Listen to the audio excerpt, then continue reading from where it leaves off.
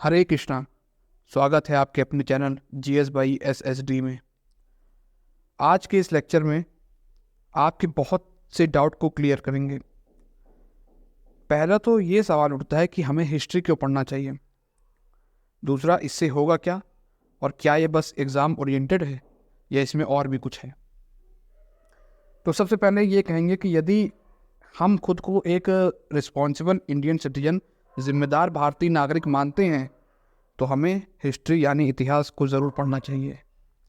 Basically history is the study of past event. अतीत के अध्ययन को हम इतिहास कहते हैं। अब हमें अपने अतीत की ओर, अपने पास्ट की ओर मुड़ करके क्यों देखना चाहिए?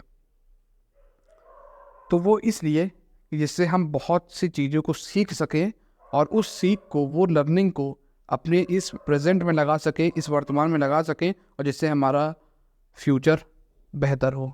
तो इसलिए हमको हिस्ट्री को पढ़ना चाहिए। दूसरा, क्या ये बस एग्ज़ाम ओरिएंटेड है? नहीं, ये बस एग्ज़ाम ओरिएंटेड नहीं है।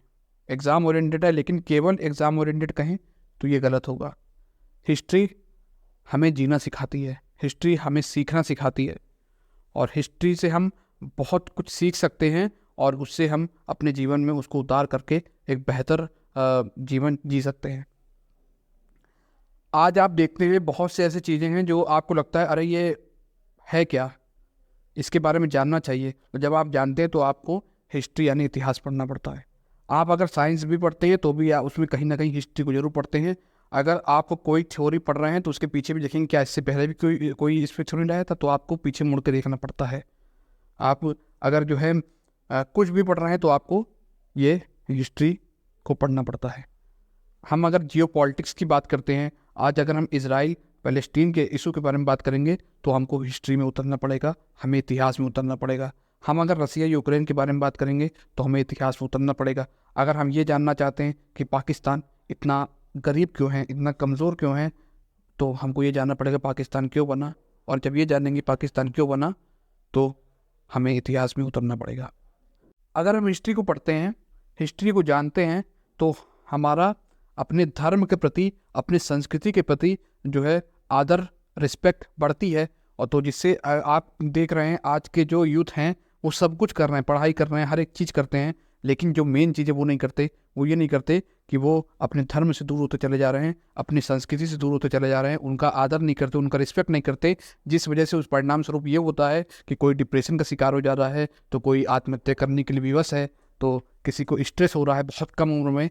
तो जब आप ऐतिहासिक व्यक्तित्व के बारे में जानेंगे, अपने कल्चर के बारे में जानेंगे, अपनी संस्कृति के बारे में जानेंगे, अपने धर्म के बारे में जानेंगे, तब आप ये समझेंगे कि अरे इन लोगों ने तो कितना बलिदान दिया, और हम जरा सा एक एग्ज़ाम नहीं, हमें परसेंटेज नहीं ला पाए तो हम स्ट्रेस में आ गए, हमें डिप्रेशन हो गया।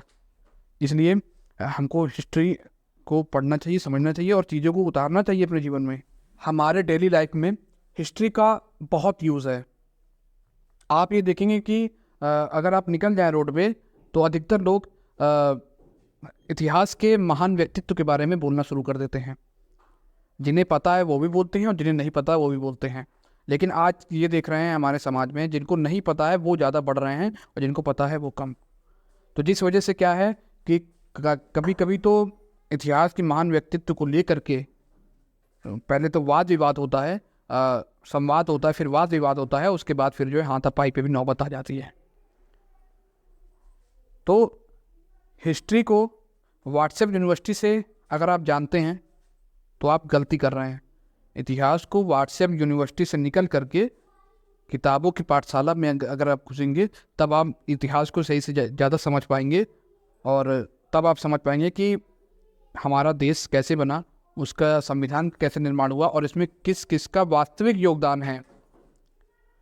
तो हम इस लेक्चर में बात करेंगे हर एक महान व्यक्तित्व के बारे में, और जो जैसे भी हमारे हिस्ट्री में जो चीज़ें घटी हैं उस सीक्वेंस से हर एक चीज़ पे दृष्टि डालते हुए आगे बढ़ेंगे। और आप ये देखेंगे कि आपको in the end of this series आप ये देखेंगे कि आपको बहुत कुछ पता होगा, और हम साथ ही साथ सबका प्रमाणिक ऑथेंटिक सोर्स भी देते जाएंगे। जहाँ से पढ़ रहे हैं उस किताब का नाम, वो कितनी ऑथेंटिक है उसके बारे में, और हर एक चीज़ के बारे में बता करके तब हम बताएंगे। ऐसे ही नहीं कि बस कहीं से भी पढ़ लिया और बता दिया, क्योंकि अगर आप और सोर्स नहीं जानते तो फिर आप जो बता रहे हैं उसकी प्रामाणिकता नहीं है। हमेशा हमें ऑथेंटिक सोर्स के साथ ही आगे बढ़ना चाहिए। आगे जो जो किताब पढ़ेंगे और उसके पीछे के जो जो भी ऑथेंटिक सोर्स है उसको भी हम जानेंगे और उसको भी आपको बताएंगे, जिससे आप भी उसको पढ़ें और आप समझें कि हाँ, हमारा इतिहास क्या था और किसकी अहम भूमिका थी।